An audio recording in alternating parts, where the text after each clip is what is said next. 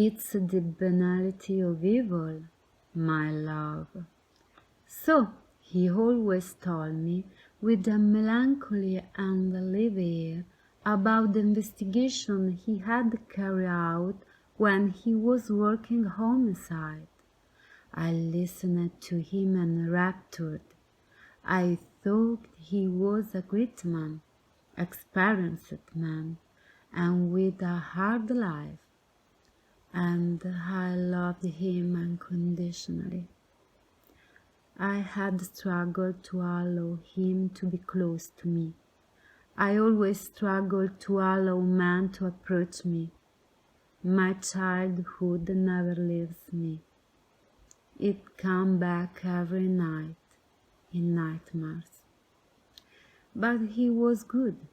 He passionately won my trust, over time showing me his traumas and fears, but above all, welcoming without abhorrence my history. How many tears have I shed, every day, every night, swinging great love with sadistic mistreatment. I endured because he swore to love me, and that he was repentant, that the trauma suffered during the 6 years in the Middle East had made him so.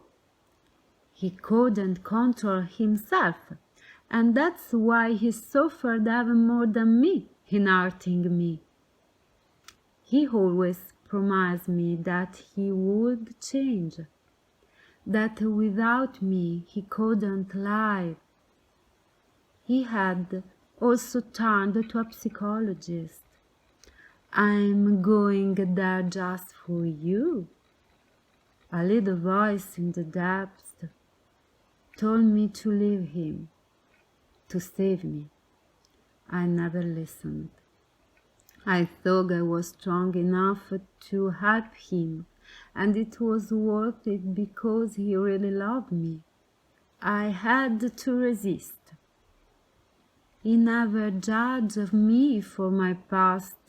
On the contrary, he made sure to become my support, helping me drive away all the people who negatively affected my life.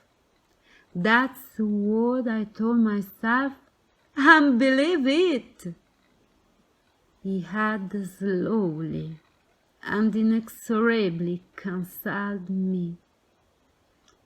I felt that I was worth nothing without him, to deserve nothing, of having to settle me. Now the emptiness around me, there is no one left, only him. Before I met him, I was a proud, independent woman. I knew I was beautiful and talented, to be very attractive. Now I feel invisible, emptied, incapable, and unworthy. I tried to show him my pain by trusting in the love he boasted for me. The result was atrocious. He became more and more cruel, and the mistreatment turned into sadistic abuse.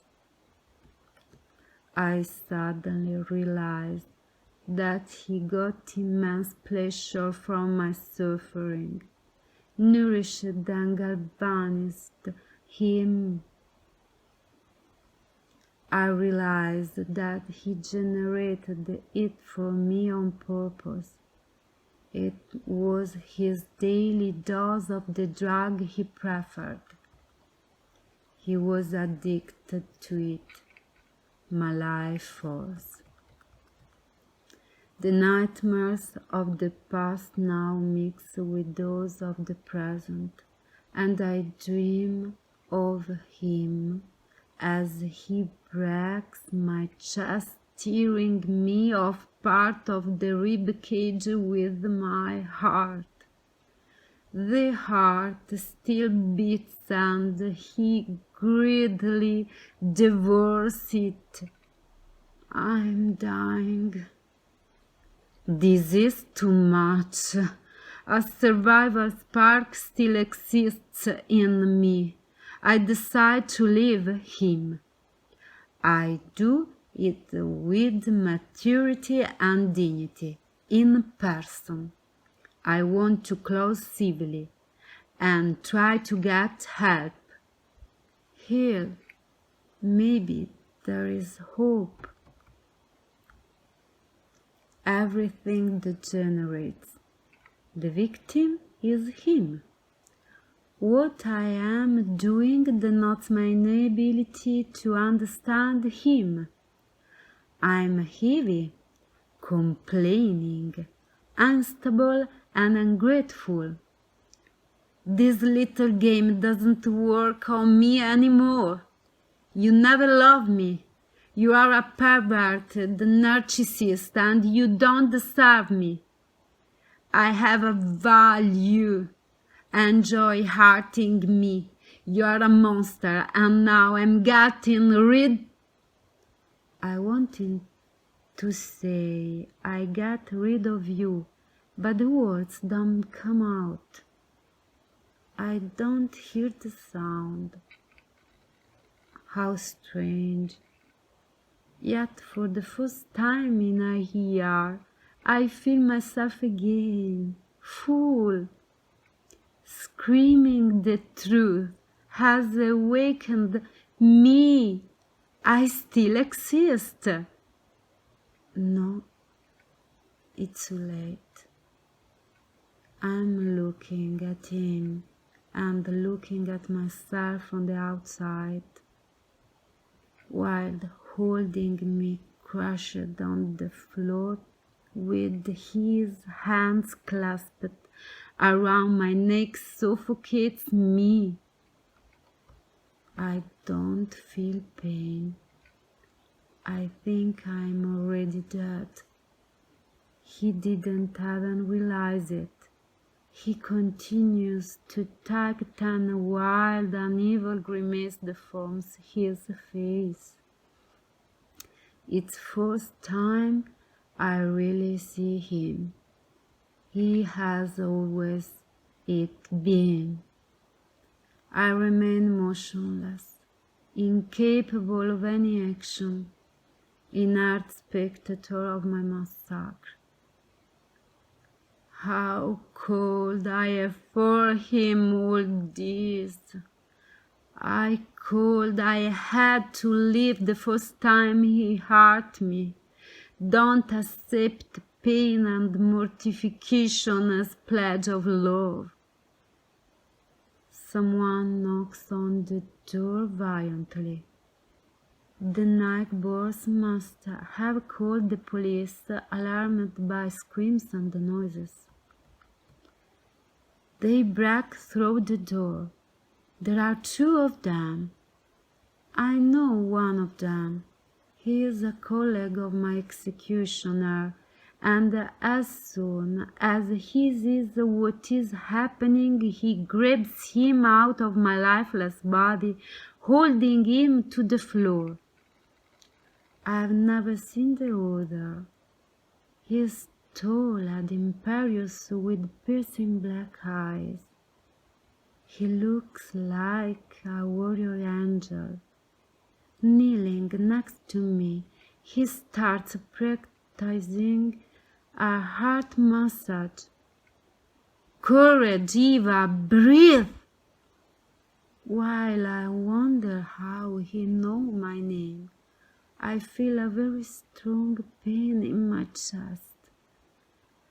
I'm out of my body watching the sun, and yet the pain is more and more intense.